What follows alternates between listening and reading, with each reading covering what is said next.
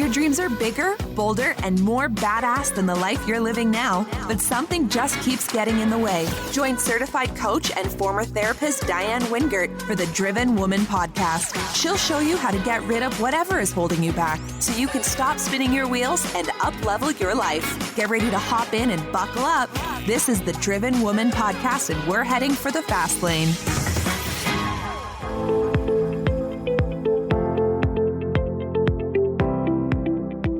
Well, hey, and welcome back to my fellow driven women.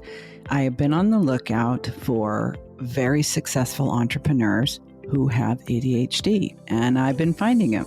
Today's interview with just such a woman is so inspiring to me because my special guest today is Angela Proffitt. First of all, you have just got to love that last name for an entrepreneur. But she describes herself as a Southern gal with a potty mouth. So in addition to loving her last name, I was completely taken with her self-description and knew I would love her instantly. Angela is the founder and CEO of Angela Proffitt, LLC, a consulting firm out of Nashville. She is a productivity consultant, speaker, author, course creator, podcaster, an 8-figure serial entrepreneur. This isn't even her first business. And a driven woman with ADHD. She has a fascinating story that includes competitive gymnastics in childhood, accidentally starting her first business as a wedding planner, working so hard that she almost was on the verge of burnout, and now she is in complete control of her time, her money, her energy, her talent, her life. Angela Proffitt just may be one of the most inspiring women I've met, with or without ADHD. And whether you are an entrepreneur or not, you are going to learn a ton from this very lively conversation. This week's pod praise comes from Gal Friday 612, who says, "Give this show a listen, ADHD or no." Diane cuts to the heart of the topic at hand. No fluff, no filler, just concentrated, exactly what you need to hear. The podcast feels like sitting down for an intimate chat with your friend who always gives the best advice to get you unstuck. Well, Gal Friday 612, thank you for your review. And it sounds like we're hitting the mark with you because that's exactly what we aim to do. To inspire, to motivate, to inform, maybe entertain a little bit, but to let you know that if there's a gap between where you are and where you want to be, you can get there. I can't wait to share my fascinating conversation with the one and only Angela Proffitt. I know you're going to love it. Here we go.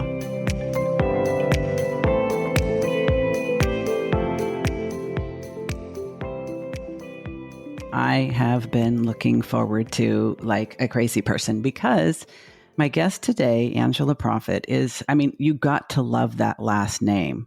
First and foremost, Proffitt, hello. But besides that, she is a several times over author, a fellow podcaster, a consultant, a speaker.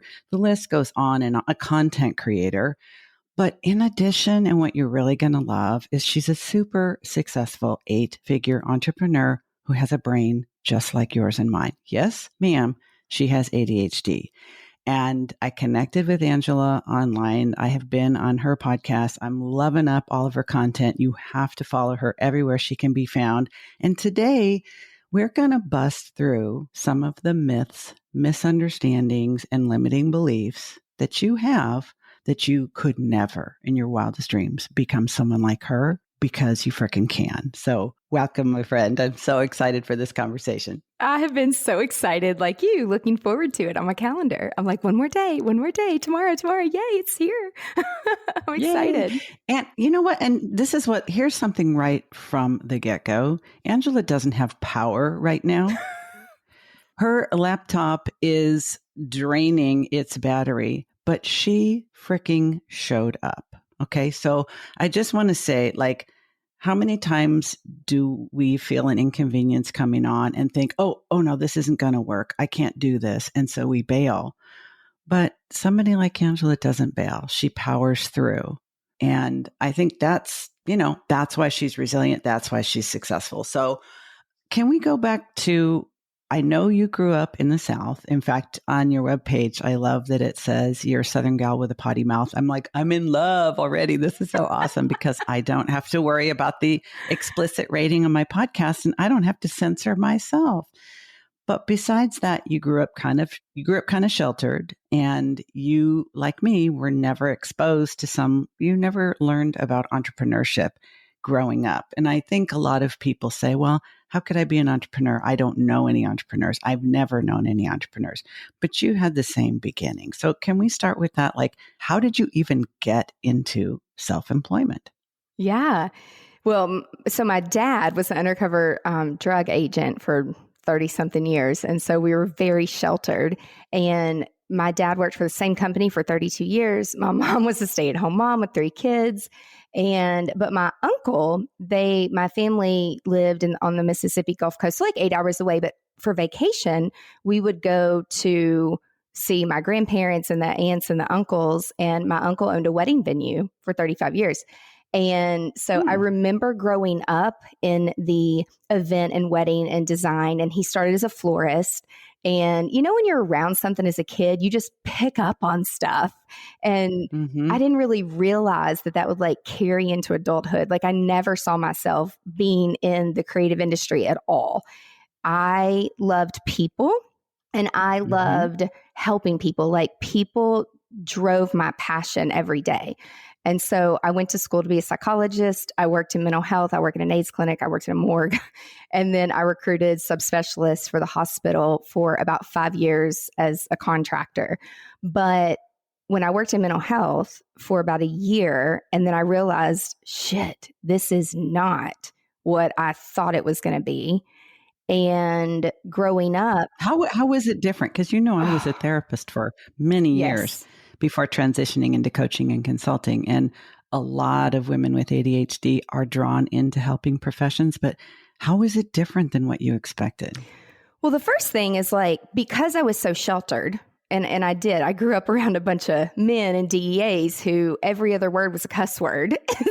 That explains a few things. Yeah, I just, you get what you see. Like what comes in my head, you're going to hear it. And you'll never have to worry or feel like you don't know where you are with me. Like you're going to know. And, that came from my dad. And so I attribute it to being a little bit sheltered, not understanding that there were so many mentally ill people dealing with things just in everyday adult world, but then studying it and then going and doing practicums and internships.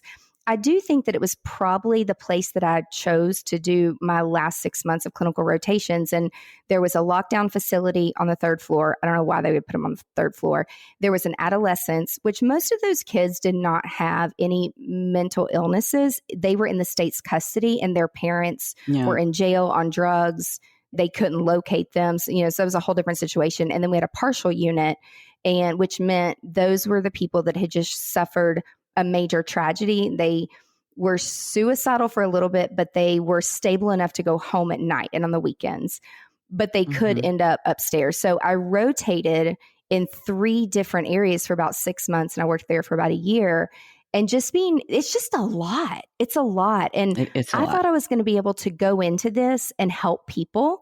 But then I started to see, when you get inside of an industry, and there's a few like very vivid things I remember and things that you see. And I'm just like, holy shit, like I'm not going to be able to help these people. They are really sick. Because of the system and because of just how impaired they were. They were so everything. Like they were so sick. Yeah. Some of them did not take their medication. Some didn't have the family support. Some didn't have the insurance. It was just, it made me ill. I mean, I literally cried.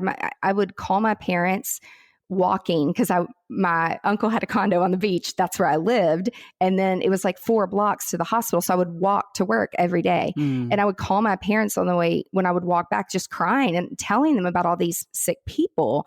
But there were 2 really significant things that happened, like 2 patients, a 6-year-old little boy.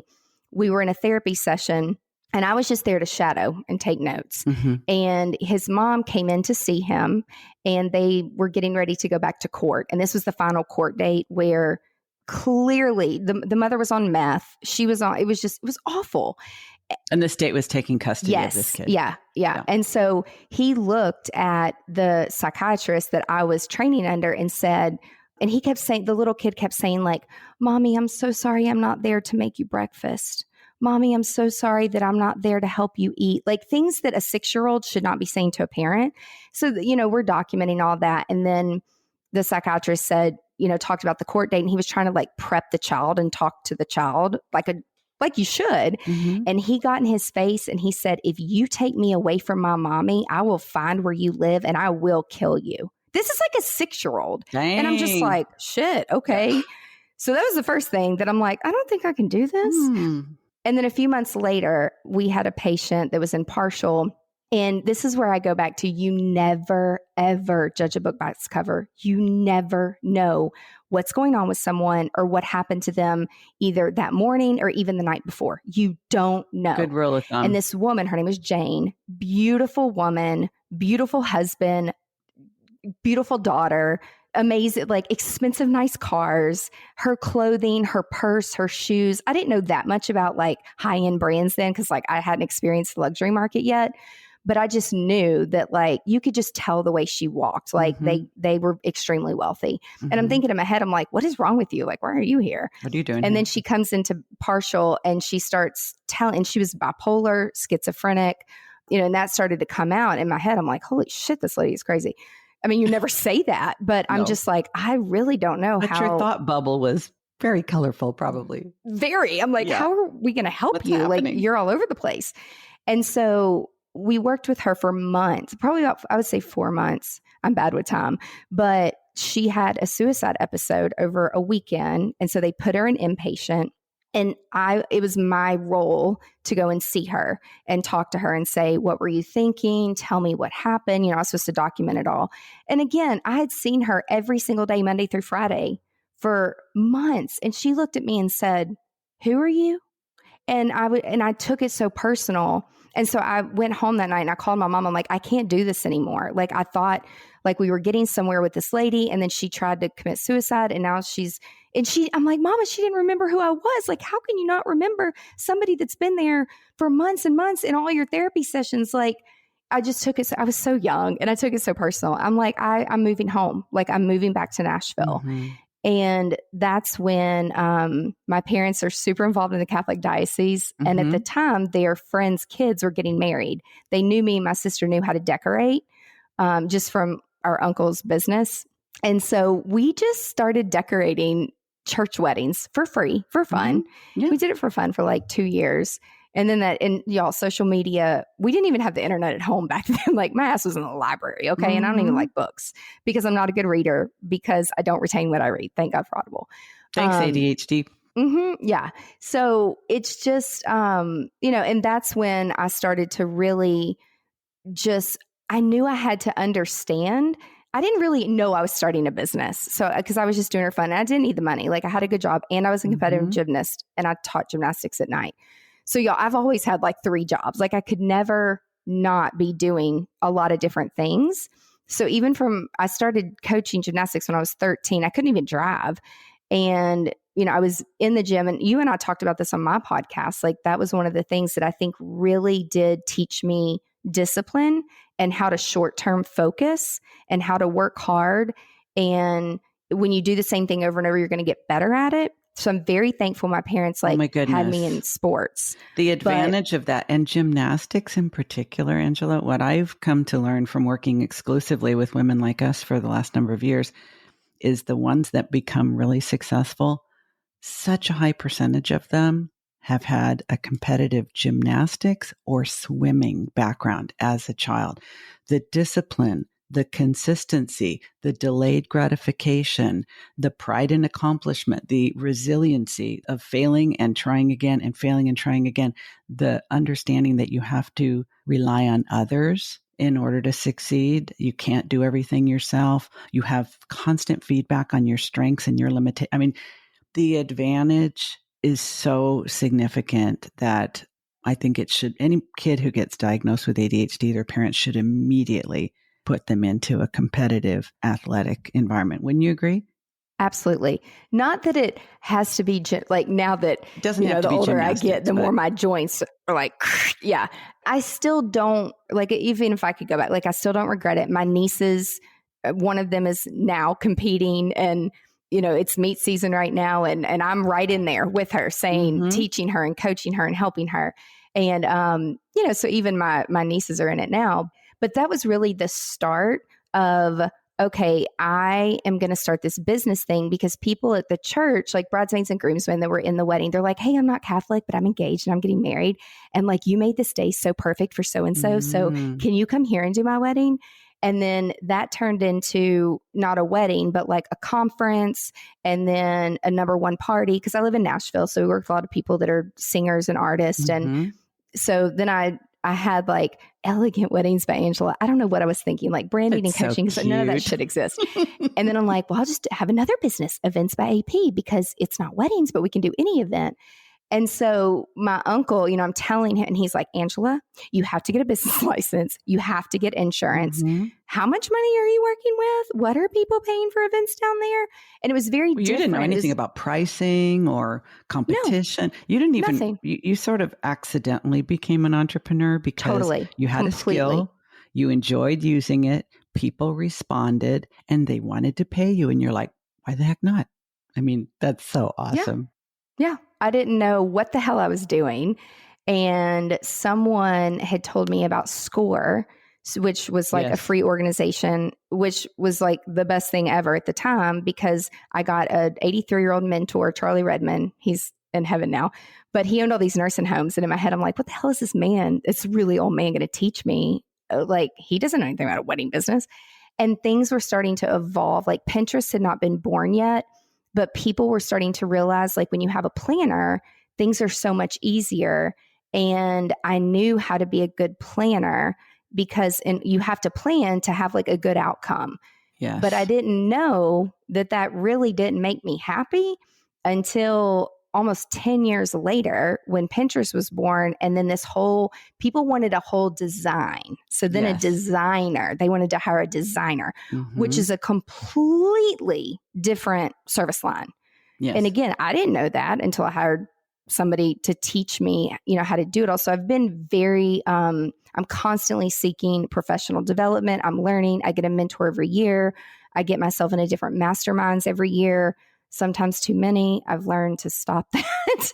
Overcommitting is definitely one of them. Yes. Overcommitting is definitely something we do. Yes. With help and with the right mentors and the right people surrounding me, it has completely changed my life. Like I was just kind of saying yes to everything for about 10 years. I did get out of healthcare, but I did live a dual life for a little bit. And I don't even know how I did it. Like when I think about what I used to do, I hardly ever slept, but I'm like, God, that was really unhealthy. And it was just, but it was stimulating as hell though. And I think totally. that's so many of us have this tendency to be fueled by our passions. And when we love something, we become good at it. And when we become good at it, people notice and we get positive feedback, which is very rewarding and stimulating. And we keep doing it. And then more opportunities come our way and more invitations come our way. And I say we have a default yes. It's yes, yes, yes, yes. We don't even think, do I have room for this? Do I have bandwidth for this? Is this even in any way, shape, or form in alignment with my values and my goals? It's yes, yes, yes. And then we feel obligated. So we just do. And then looking back, you're like, oh my God, it's amazing. I didn't just like completely implode because I was pulled in 10 different directions. But I bet you look back on it as a very fulfilling and exciting time in your life, right? Well, it taught me a lot. And I think back to all of the yeses and like the networking meetings and can I pick your brain and yes to every client, no matter what they needed. It was like, I knew I could help them. And, then I just started hiring my friends and my family, which was not the best idea for friends. Then my accountant said, let's start an internship program so that you can start to, actually people started to reach out to me from colleges and they're like, I want to be a wedding planner when I graduate or an event planner. And I'm doing this in hospitality. Like, can I come intern? I'm like, why the fuck do people want to follow me around? Like I'm working like 24/7. And then on the weekends at some of these events, like they were large productions and what you see on TV and what you think it is it is the most rewarding thing at like 2 or 3 in the morning when it's over. Yes, exactly. And you got through it. But it is hard work. And it's just people don't really respect people in the wedding industry and the creative industry because there are so many hobbyists and there's a major lack of focus in business. And a lot of these people, they're not surrounded by the people that I got the opportunity to be surrounded by. And a friend of mine in 2010, our town flooded. And so I started a productivity company. Again, not my idea. My business manager's like, you're spending way too much time helping people do this. We need to break it apart and have a separate company. And so I had a bunch of people working with me, and he's like, we really need to start looking at your time. And a friend of mine was an EO, entrepreneur organization. And he's like, Ange, you're going to stroke out before you're 40. You do too much. You work too hard. Like there is a better way. He's like, you've got to join this organization and get rid of all that other shit because I know you're adding value, but what value are you getting for you and your business? And I'm like, well, fuck, I've never thought of that. And so then that let really me stop you hit for 1 me. second, Angela. At that point in time, were most of your advisors men? Every single one of them are men. Yeah. Even now? Yes. Okay. I got to lean into this for just a minute because as I'm hearing you say this and I'm realizing you and I are like absolutely the same, just say yes to everything because I know I can help, because it's fun to say yes, because I like doing things for people and not having an accurate notion of my actual limitations, just feeling like as long as I feel like doing it, that's a good enough reason to say yes. And then once people are counting on you, even if you want to change your mind, it's too late. You have to do it. I think women maybe don't always give other women the best advice because we're all culturally conditioned to think we can have it all, be it all, do it all at the same time without help. And men don't think like that, do they? They're like, you're doing too much, girl. No. What is this doing? You may be doing a lot for them, but what is this doing for you? And you probably weren't even focused on the money at that point. You were just focused on being of service. No. And doing stuff you were good at. Was that hard? Was that a hard lesson to learn? Did you struggle with it? Oh my gosh. It was a huge, hard lesson to learn. But like I'm the oldest of 3 and my dad was very aggressive and I mean, in a good way, like you don't do this for this and you work your ass off for this and you treat everybody with respect because you never know who you're talking to. And every single person up to the CEO down to the garbage person, like, I mean, my parents, I'm so thankful I had good parents that gave me good foundation of treating everyone the same, being nice to everybody and always being helpful. You can always be helpful no matter what.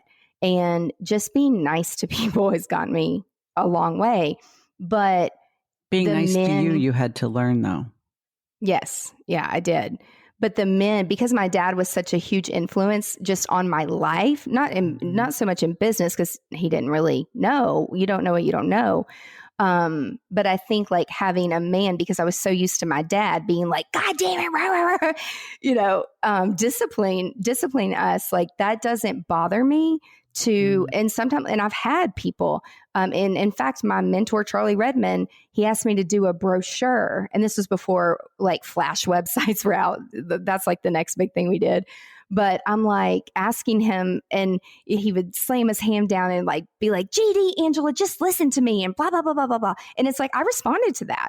I was like, okay, didn't make me cry. I don't go in like a turtle. And you know what? I will give it right back to you with a smile on my face if you deserve it back. I mean, usually I'm not mentors because they're trying to teach me and train me.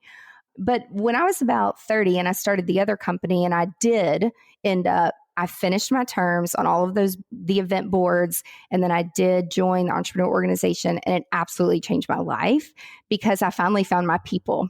I finally found other entrepreneurs, and I was the stupidest girl in the room. And that's exactly what I wanted. And that's what I needed. I don't need to be the smartest person in the room to make me feel good. I did that for years. You can't grow if you're already at the top of the heap. Yeah. And so I just started getting involved with that. And to this day, it's the only thing that I stay part of and stay on the board in different roles. And now I'm active in the regional board, but we have connections and value. And a lot of our clients even have rolled over. And that's not the goal of EO, is to get business and swap business. In fact, they actually discourage it. But by default, end up doing business with each other. And a lot of our clients, we have a level of trust, and I call it potty train your brain. But it's like, I'm a very potty train your brain. I'm very trained as having ADHD. And it's like, sometimes I'm doing it and all my team members know it. And I'm like, if I start to do it, stop me and help keep me on track. And it happens daily. So when you say potty train your brain, you're referring to like when you go off on a tangent, when you hop to the other train and you start going in a different direction. Fast. So you empower your team to like rein you in. Oh, 100%. Oh my God. Without them, I wouldn't be able to do all the things and all the projects that we are doing. And there's just no way. So I know what they need to be successful, and they know how they can best support me. And it's constantly growing because we continue to grow and hire other people, but it's a culture that we've created. And even most of my team members, we've been virtual for years. We've got people that work in different countries. You don't have to be in the same place as me. So when the pandemic hit, it's like, oh, no big deal. This is just like another day for us. You were already in it. Yeah. Other than, losing a bunch of revenue from events, which we were getting out of anyway, to focus more on the productivity company. But I constantly have to have people around me and have an advisory board and mentors and a group, that's helping me. Otherwise, I know that I'm not going to be able to thrive and continue to do what I really want to do. So it's all about, for me, it's like, we hire the right people. People do internships with us. We have our internal processes. Everything's in the cloud. We have our external processes. One thing that being a competitive gymnast and then being a planner in the luxury market, and by the way, I hired people in 2010 once I hired an accountant and a business manager, and they taught me how to actually make a profit because I wasn't. And actually, y'all, we were doing 250 events, working with all these people. I wasn't fucking profitable. Okay. And I'm not embarrassed to say it because I didn't know what the hell I was doing, but there was always money in the bank. So I wasn't worried about it because I'm not a numbers girl. But then they taught me, they're like, the next 2 years, you're only doing full service. Your goal is going to be 30 clients. And I'm like, what? And then you're splitting your planning and your design apart. You love the design. People come to you for your design because your brain works so differently. I'll walk into an empty space and my inspiration comes from the client. And so a lot of times if I can see their home or I can see their pictures, that's what people want to create in a venue, is like a house party, and they want it to be reflective of them. No one else in this industry does that. I know that because I go and I speak all around the world about using psychology to be different and be unique. So my favorite is when I was working with a designer in New York, hoity-toity New York, and I'm the girl from Nashville, the little redneck is what he thought. And I'm like, how many of those lamps do you have? And he's like, about 55. I'm like, okay, so we could take those, we could hang them upside down. You could take flowers and greenery, and like I sketch. I'm not an artist by any means, but like I sketch some things. And he's like, but those are lamps. And I'm like, yeah, they are, but they have cool things coming out of them. And we ended up doing that for the client. But it's like when people come to us, they know what they're signing up for, like a badass experience of something that no one else is going to have because everything is unique. And it was cool for about 10 years. And we had clients that unlimited budgets, and it seems so fun, but the more money, the more pressure, the more stress for perfection. But then it's like I created a monster that wasn't scalable, which sucked because you can't really Well, there's only one of you. Right. And you can't teach design. Like you either got it or you don't. And so everything else, I hired people, I delegate, I outsource. Again, but we have really buttoned up processes in place, really buttoned up. And we're still not perfect. And you don't create those, I'm guessing, right? You don't create the processes. I'm a big checklist person. I had to. I had to write otherwise I'd fucking forget shit constantly. Yeah, exactly. And so in 2010, I mean, I've always been a paperless company. The healthcare, EMR, electronic medical records taught me the power of paperless. So we've always been a paperless company.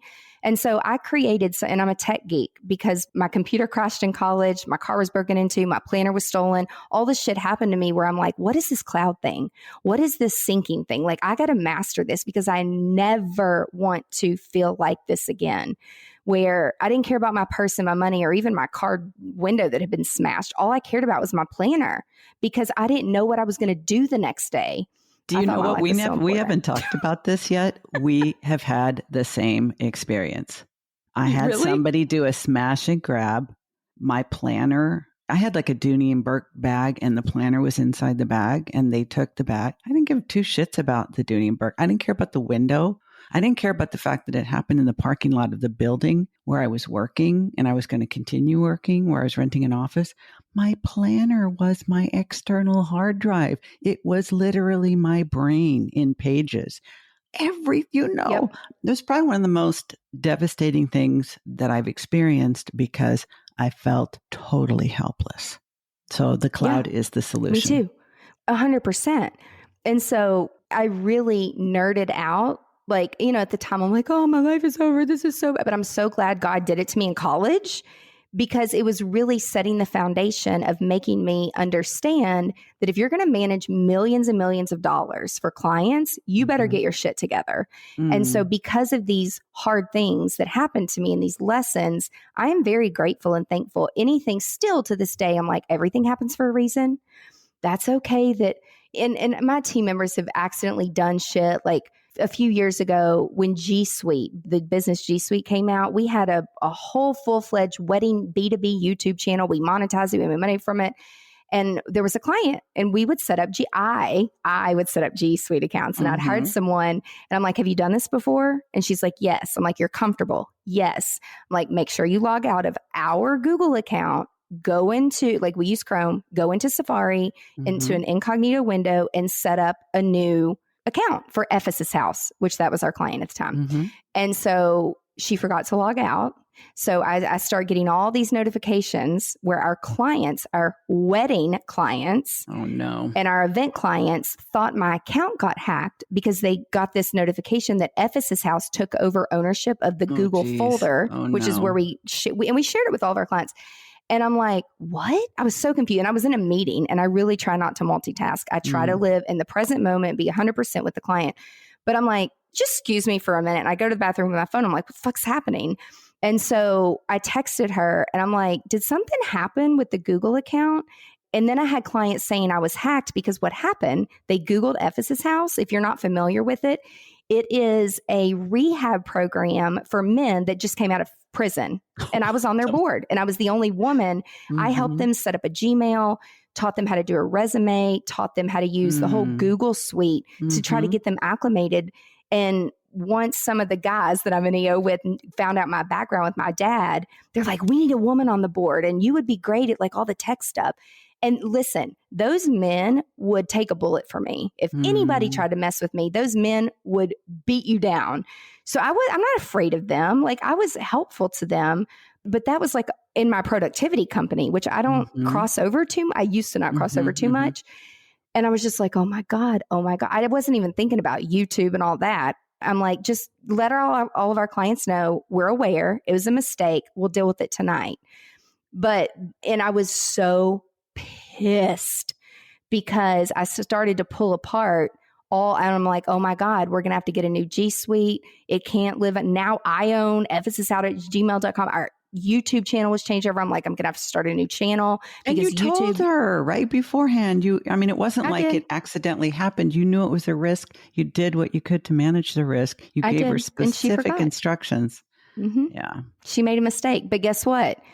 It was actually kind of a blessing because it gave us the opportunity to split the productivity and the weddings apart, which I was trying to phase out anyway.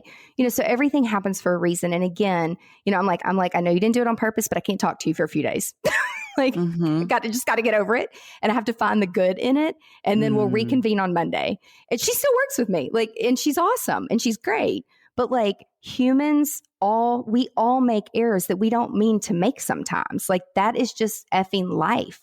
And it's all in how you react and how you learn from it. And it makes you a better leader. It really, really does. So it's just, that's where my psychology comes in, where I think of like all the really crazy experiences with some of my patients. And I'm like, okay, it's okay. It could be much worse. No one's on fire. No one's dying. No one's burning down. Like this isn't horrible. Like it's not really fixable because it wasn't, because Google won't let you change your name. YouTube won't do it. And again, this was years ago. I don't even know if they'll let you do it. But now we have an even more button-up process when we start our clients' G Suite accounts. And the same girl still does it because I know that she will never let that shit happen again. Absolutely. Ever.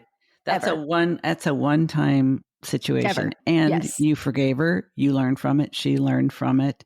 100%. She'll never be asleep on the job in the future.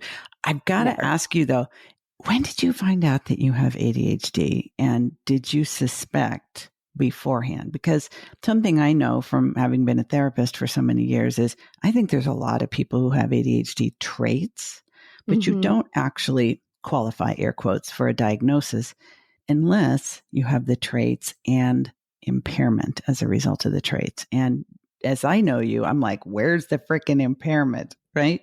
So how did you figure it out? When did it happen? Give me the deets. Yeah. When I worked in mental health, and one of the psychiatrists that I was working under, he would notice that I couldn't just take a chart and like finish one patient. So that was like the first thing. And so he's like, are you done with that? And I'm like, no, I'm not done with that one, but I'm going to come back to that. I just had another thought. So I need to write it down in this person. It's like, I need to be doing 10 things at once, or I just don't feel productive. And like my brain is moving so much faster than my hand. And so that was like the first little inkling of it. And then the more that I worked around him, his name was Mitch, Dr. Mitch. He's like, have you ever been tested? And I'm like, as I was growing up, and I asked my mom, my parents had to go to a lot of therapy, a lot, because I was such a strong-willed child. And I would like move from things to things to things, but no doctor ever looked at me and said like, oh, she has ADHD, like let's put her on medication kind of thing. Did you do well in school, like grade school, elementary school? I hated school. I have a photographic memory, so I had to use a lot of flashcards. I'm not book smart, I'm street smart. And so, I made good grades kind of to make my parents happy. And you had to keep a B average to be on the team for the gym. Right. So it gave me something to work towards, but I did not like school. That's a whole different story. Like I learned, if they were like, read this book, I couldn't retain it.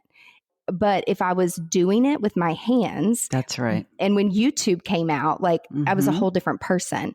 So the doctor you were working with was noticing things like you had to do 10 things at once. I mean, it makes so much sense that you ended up developing a productivity company because it's one of the things that I think all of us have in common is that we have this very expansive mind. We have these ridiculously high expectations, and we want to be able to do all the things. So if that means you're doing 10 things at once, that feels completely normal. What else did he notice and point out to you? Well, that was the first thing. And then the other thing.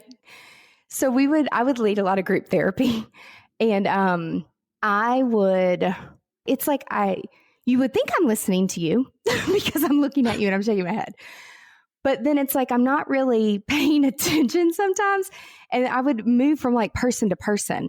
He's like, I want you to start with this person and then go around the room. But then if somebody else chimed in, because we would have twice a week, the patients could also chime in. And, I did not create this process. I was super young, I was following their process. Probably not the best idea. But I couldn't remember like where we were and where we left off. And I would lose my train of thought. And I would have my questions in front of me that I had to chart so the insurance would pay their bill. But you don't remember who said what after a couple of interruptions. It's like, oh crap. Yes. And it was just all over the place. And then I'm like, okay. And then when you're asking your patients, like, okay, where were we? Who's next? Like, that doesn't look good. So then he's like, I'm going to have to start leading the groups again because you can't keep up. He's like, I think it's better if you just focus on taking notes, like just focus instead of trying to run everything and take the notes. And listen, I'm wonderful at multitasking, but it's not good for your brain at all. And my attention span was just so short. And so if you would ask me to read something and then, regurgitate or what, like I really couldn't do it, or I didn't retain it and I didn't understand. Mm-hmm. And so the more and more, we worked together and there were traits, he was like, you have ADHD. And he's like, I'm telling you, you have it. And I'm like, okay. You were in your 20s by that time, right? I was 20. I was 20 years old. Mm-hmm, Yeah. Mm-hmm. Yeah. And the more I thought about it, and I would tell my mom, I'm really close to my family, obviously. She's like, oh my God, this makes so much sense because you would line up all your toys. I'm a little OCD about cleanliness. Mm-hmm. Yep. And she's like, and if I like touched your stuff or like moved your stuff, or if you were trying to do something and then I took you to do something else, or then we would try to get you to focus. She said I was like the worst kid at the library because I wouldn't sit still. And I always got in trouble at school for talking or interrupting the teacher or and I constantly wanted to like do things with my hands, build things and, which would make sense because now like I love design and, I love putting things together. But now I love coming up with the ideas and then I hire other people to execute them to free up my time. So, as being an entrepreneur, you go in phases and I find myself about every 3 years, I get really bored. I'm so glad you brought up the B word, Angela, because I always say we treat boredom like a life-threatening condition. And it's the cause of so many behaviors that get us into trouble and why I think 100% of serial entrepreneurs have ADHD, whether they know it or not, because boredom is the enemy. And I remember somebody, I wish I could remember who told me this, that truly successful people are able to tolerate the monotony of success. And I'm like, oh, don't tell me that. Sounds so painful. So what do you do when you get bored? Start a new company? So we grow. We grow. Yeah, yes. Like I don't just go start companies to start companies. Like there typically is a need. So when I got out of healthcare and I'm like, okay, I'm just going to focus on weddings and events and only do that. And then we started to pivot and say, we're only doing full service. Well, at the time, this is when TV shows and wedding shows. And so I was doing a lot of production. I was on the road with country artists. And so I was like, and that was like a good 3-year commitment because some of these things that we're planning, they're 15, 18 months out. And I mean, my life just flew by. It seems like, oh, that's a year away.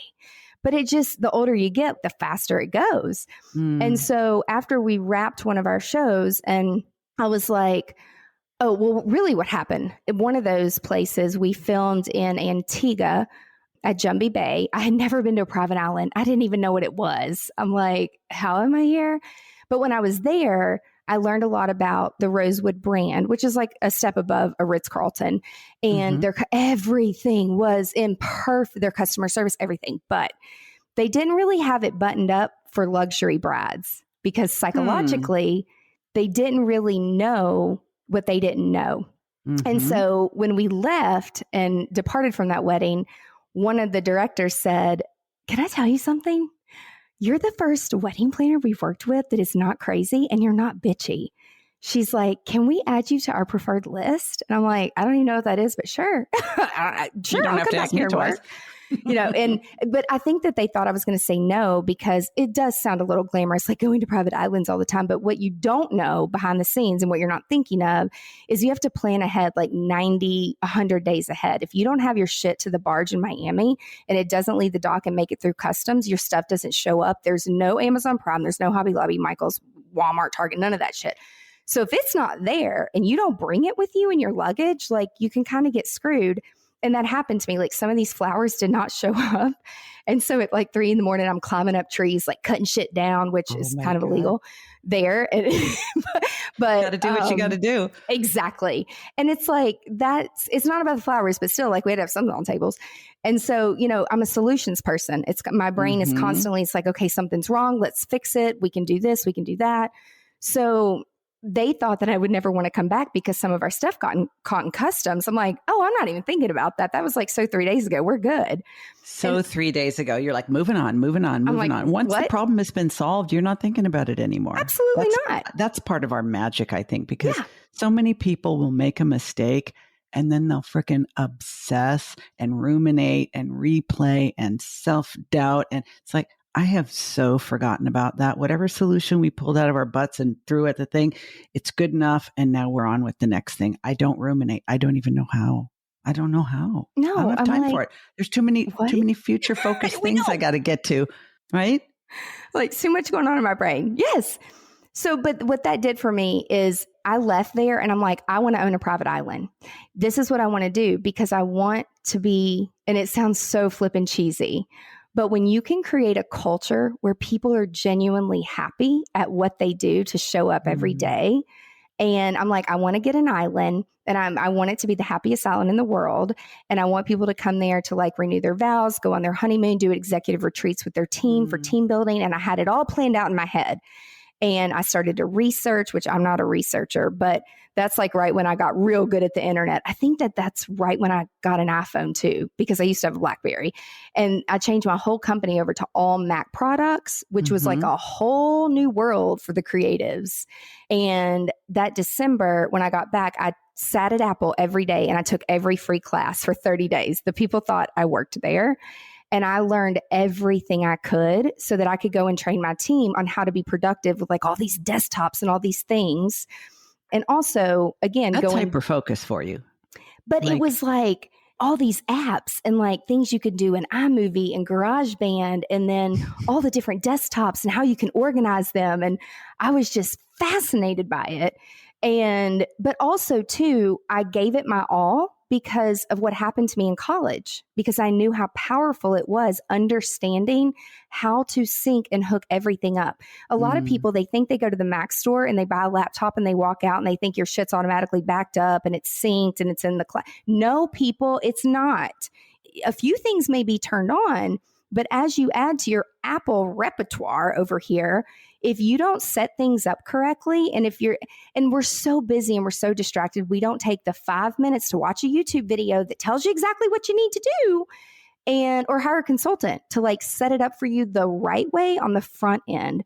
So I actually started working as I would say like a contractor with the Apple business program. They're like, can you go out and like teach other people? Because my number one thing is I always need to know the psychology of my audience. Always. And so I did things a little bit differently. I wasn't just a programmer or an analytical person that was going in and I'm like, this is how you do it and you move it and monotone and boring. No, like I wanted to have fun and I wanted to understand my audience and learn how to customize the message the way they needed to hear it. I needed to get them to buy into it, what was important. And in my head and all the assessments I learned in mental health, I'm like, okay, I'll use this assessment. And I need to, profile these people so I can teach them the best way. And then, I would help support them and be there for them. And it would take all their frustrations away. And people kind of hated me the first week. And then after, day 30, it was like I was like their daughter or part of their family because they're like, oh my God, I showed my kid we could do this and this. And then it just trickled over into our clients too. Like we got all of our clients. I'm like, that's cute that you have a notebook and I'm going to take a picture and put it all in Dropbox. But if somebody stole that notebook, how would you feel? And, people would look at me and they're like, huh? I'm like, don't act like that shit's never going to happen to you because it could, because it's happened to me. So that's fine if you want to carry it around, but just know that you have a security blanket with everything being backed up in the cloud. I'm like, you don't have to do it, but I'm going to show you. It takes 5 minutes. Give me your phone. I'm going to put some free apps on it. And this is how you do it. Now we have tools to video everything. So I send videos with people so they can go back and remember.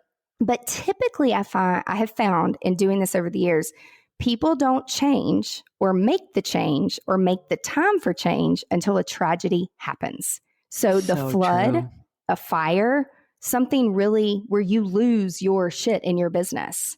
And then it's like, okay, I'm ready.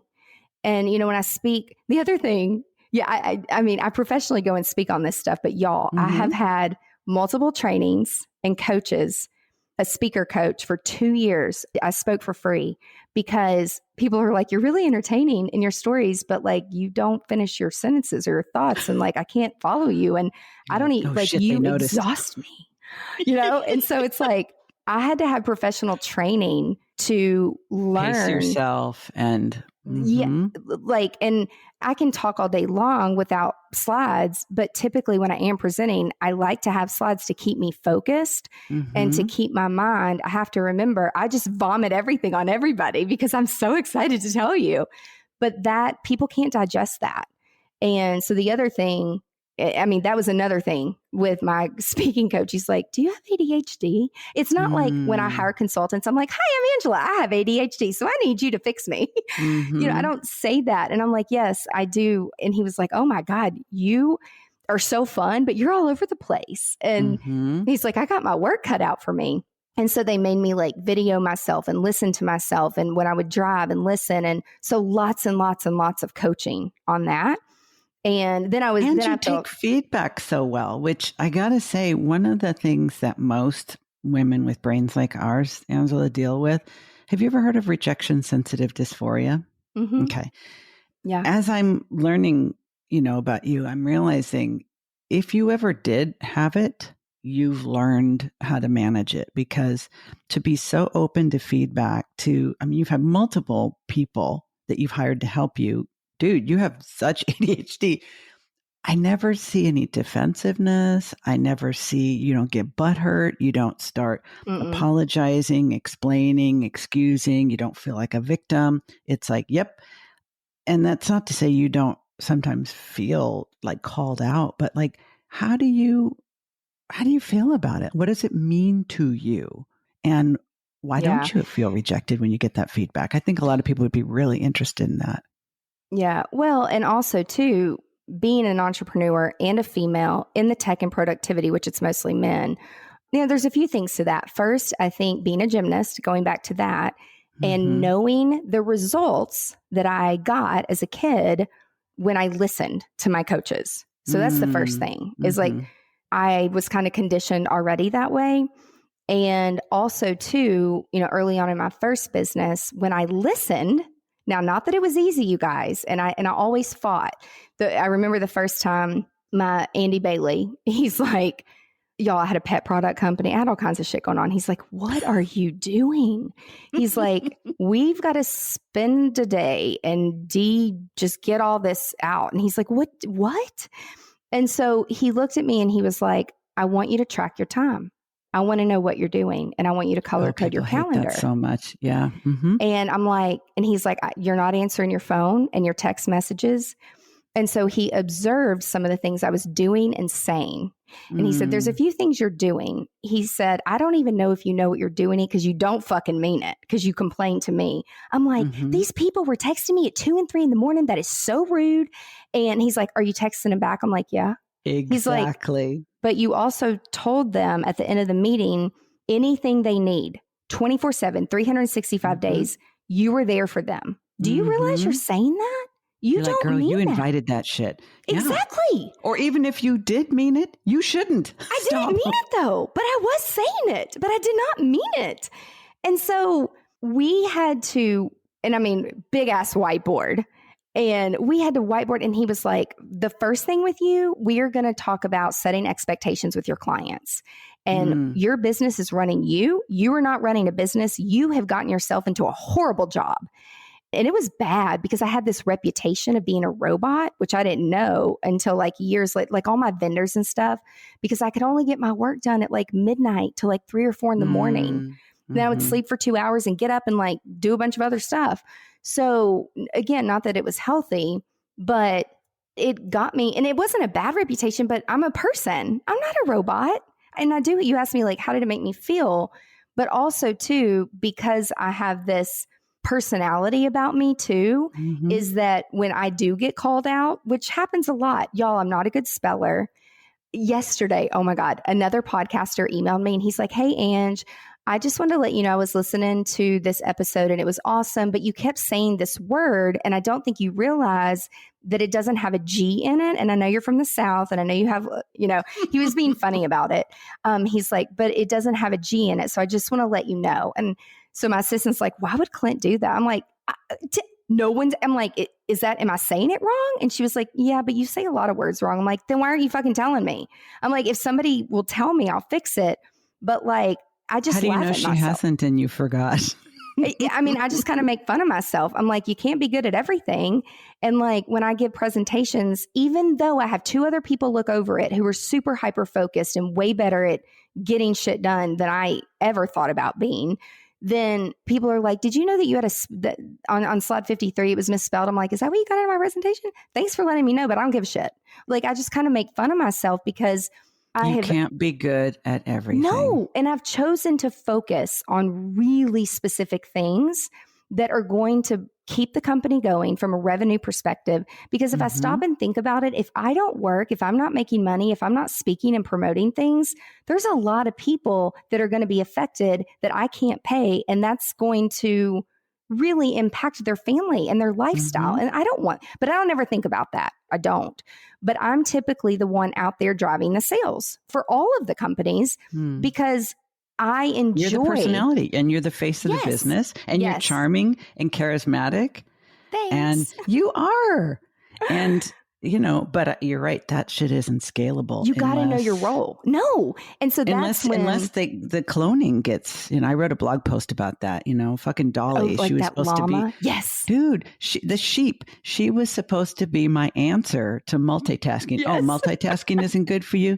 Fuck you. I'm going to get a bunch of sheep. I'm going to clone myself. Yep. Didn't work. Yep. But I don't know if I'll ever see it in my lifetime, but like, what I did learn, there were 2 things that really changed too. And so I got on the private island just circuit and traveled for a couple years and then, kind of got tired of that. And then I was like, let's go to other countries. And then I got started asked to speak, a lot of different places. And so I started hiring more people.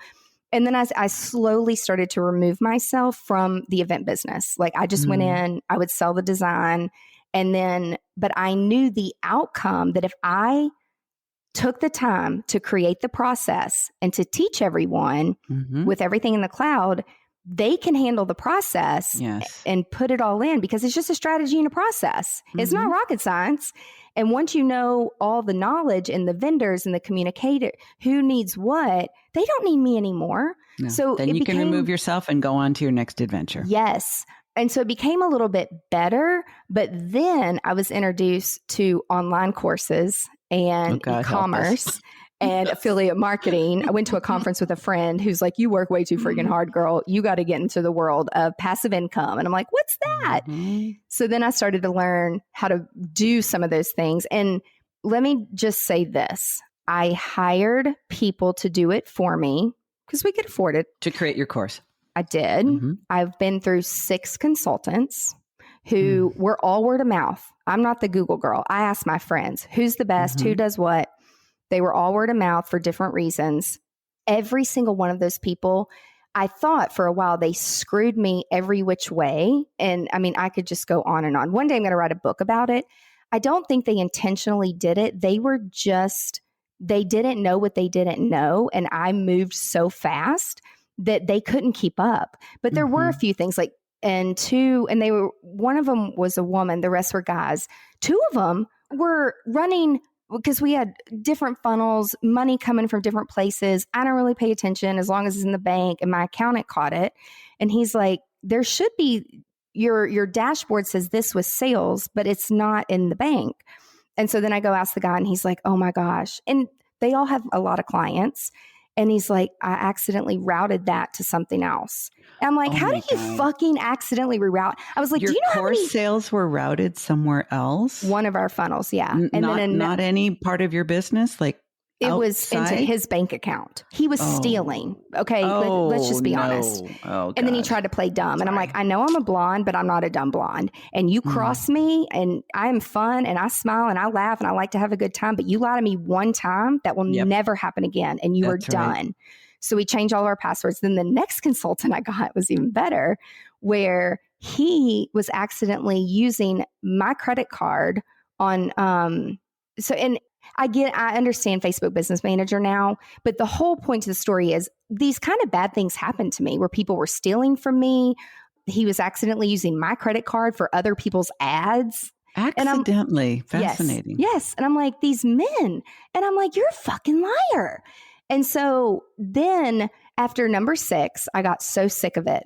And I had 2 core girls in house with me. And I said, you know what? We are not taking any more clients right now. And the 3 of us, we are going to sit down and learn how to do this shit because I'm tired of it.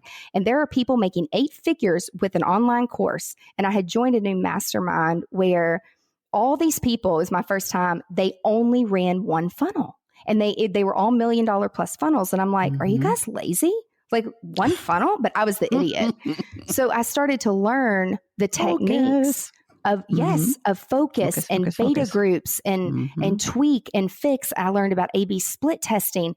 And I don't know if I would have gotten so into it and submerged myself in it if I had not been taken advantage of and lied to. So listen, I'm not mad. I'm glad they did. Live and learn, baby. Yeah. My first webinar, the guy that built it all, y'all, we probably had about 60 grand sunk into like the whole big thing. And that was going to be like our big thing for the upcoming year. And it was B2B in the wedding space. And it went great. There were hundreds of people there. People were clicking. All the links were dead.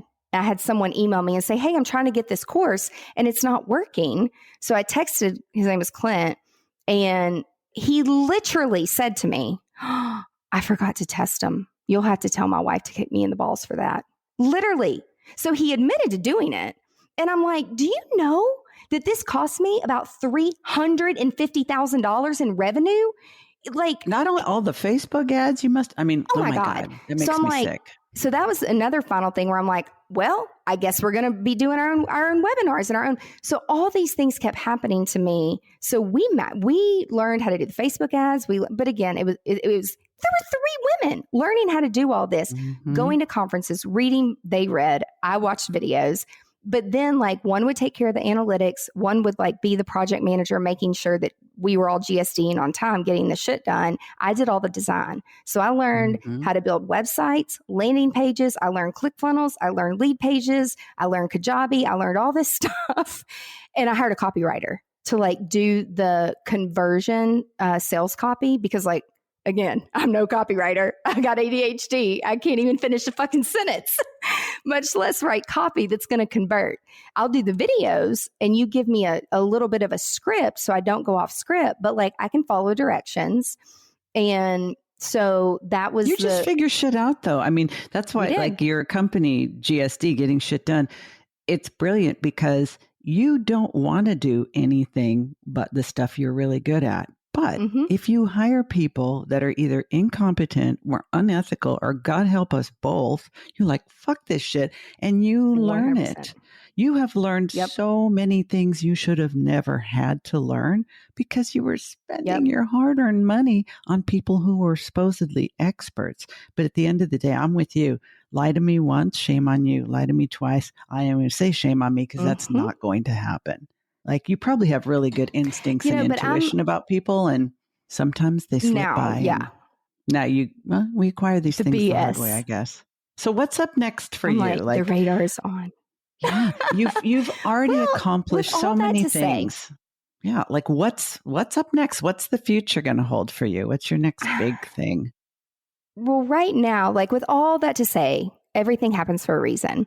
And so when the pandemic started, for us, we were like, okay, in-person events, which we were phasing out anyway. We learned how to build on a few digital platforms, which I really was involved with VR when VR came out a few years ago for virtual reality. And so I've built in 3D. Again, it's all design and there's a lot of moving parts. So we learned how to do that. And so we have a few digital conferences we'll continue to do for the right client. But really, I'm glad that all those things happened to me because now I know the detail that needs to be done. And so a lot of my friends in EO came to me when the pandemic started. They had to let their marketing teams go, their content creation teams go, but they knew that they knew I knew what I was doing because I was doing it for my own brand and multiple companies that I oversee. And so it brought us another stream of revenue where you're now teaching it to people that are just going online now. Well, yeah, now like we have one funnel. GSD Academy. Yes. And we've had only one funnel for 3 years, and we perfect it and we change it based on all the user data and I ask for feedback and we take surveys. I want the feedback because I want to make it better. I want, especially women, like, don't be afraid of technology. Like, you can do it and you can learn. Like, I have to time block, and that's how I live. And I am able to accomplish so much is because if it's not on my calendar, it doesn't exist. Not gonna happen. So, and like, we will block out, chunks and chunks. Right now, like next week, we are part of a podcasting event. It's a 2-week event. It's a big digital event. I'm going to be there. Thanks for the discount on the ticket. 400 plus speakers, 10,000 plus people from all around the world, 10 plus languages. So, I knew that was coming up. We completely blocked the calendar. Unless something absolutely had to be done, I'm like, no, I'm going to attend I'm speaking at it, but I want to attend every session that I can. I want my assistant to attend with me so she can learn, because we're doing a new YouTube series. So it's like, I really have learned how to delegate so that I can be present. And y'all, it doesn't happen overnight. But really for us, what's next is, we continue, our main source is GSD Academy. And we really build relationships with people like yourself that we're doing podcasts with, people that I meet at other speakers. They also have courses or books. And we know that each other's stuff is very impactful for our community. And so we really focus on those relationships, affiliate marketing, and doing GSD Academy. That is the foundation. But what's next? Like, we're working on a book, The Profitable Shift. And so I talk a lot, and taking all my notes and all the productivity tips and everything. And actually, I have 9 books that we've done. We do a book every year at the end of the year, but this one will be different, where we actually have a publisher, and then we have a speaking tour where we'll go and speak and give the book. And I never really did that before, with the others. And some of them now I update them every year. We use them as lead magnets, and some of them are ebooks, and, we'll give them away for free to capture people's phone numbers and emails. We want to give a ton of value before people buy anything Invest from us. You. Absolutely. Yeah. Because we want them to know the big thing with productivity is, if you don't put in the effort to actually make the change to equal the result, it's not going to work. So I don't want your money. I don't need your money. No. I only want you to invest in it. And really, they're not investing in you, they're investing in themselves. And I think they have to get to the point where they realize that. Yes. It makes me crazy with all of the people that say, I just want you to tell me the perfect tool, the perfect planner, the perfect app. I'm like, honey, darling, the one that will be perfect is the one you will use. You won't cheat on it. You won't look for its replacement. You commit to it, and you keep practicing until it's second nature and you can't imagine your life without it. That's what makes it perfect.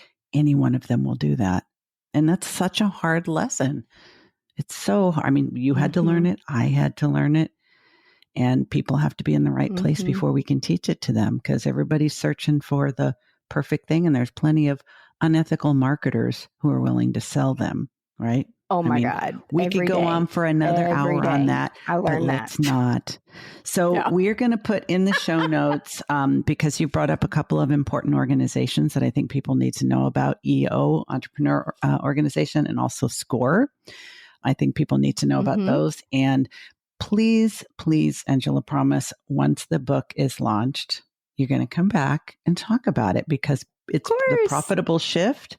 Like, I think, unfortunately, those of us who are so passion driven and want to help people, sometimes we not only put ourselves on the bottom of the priority list, we put profit there too. You had to learn it the hard way. I had to learn it the hard way. I know that's what the book is about. So you're going to come back and we're going to talk about that in detail. Deal? You got it. You got it. This is so much fun. I could talk to you for days and days. Thank you so much. I know, dude. This is the longest interview I've done so far, and I feel like I could keep on going. But all of our audience has ADHD too. In fact, some of them are probably going to have to break this up into 2 or 3 listening periods. But part 1, part 2. Guys, you can see why I adore this woman. So until we meet again, my friend. So much fun. Thank you. Bye, y'all. Bye for now. Hey, it's Diane. Can I be honest with you? At the beginning of each new year, I always told myself, This is the year I'm going to get my habits dialed in. This is the year I'm going to be crystal clear about my goals and I'm going to crush them. This is the year I'm going to get my shit together on every level and I'm going to do it all by myself. Been there, done that, got a whole stack of t-shirts. But it wasn't until I started working with my own coach that I realized what a difference it makes to have guidance, support, and accountability from someone who's not only like-minded, but like-brained. Yeah, I'm talking about another driven woman, entrepreneur, who also has ADHD and has got it going on. I have 2 openings in my signature one-on-one 12-week coaching program, and one of them might have your name on it. There's a link to a free consult with me in the show notes if you think this might be the year that you really get serious and go all in on an ADHD-friendly business and life. While you're thinking about that, have a listen to what one of my clients' success stories has to say about the difference it made to work with me.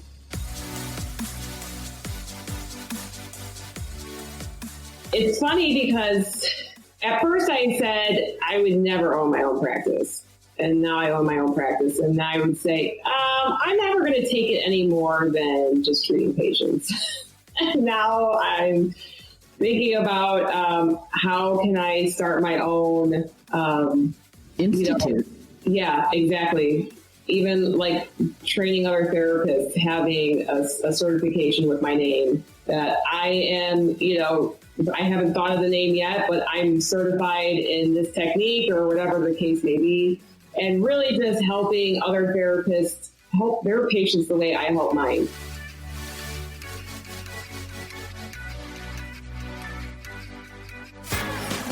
You've been listening to the Driven Woman Podcast with Diane Wingert. Want more straight talk and strategy each week that will take you from spinning to winning? Don't forget to hit subscribe in your podcast player so you won't miss a single episode. Then head on over to the Driven Woman free and private Facebook group community. See you there.